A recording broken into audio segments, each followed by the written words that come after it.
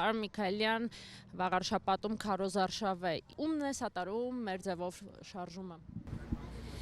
Մեր ձևով շարժումը սատարում է բոլոր այն ուժերին,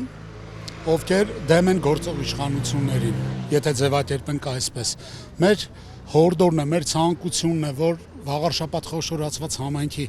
բոլոր քաղաքացիները, ովքեր ունեն ընտրական իրավունք,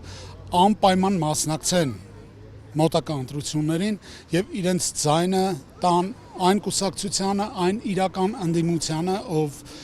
դեմ է գործող իշխանություններին։ Մենք միահամուռ ուժերով պետք է թույլ չտանք ԿՊ-ի վերարտադրումը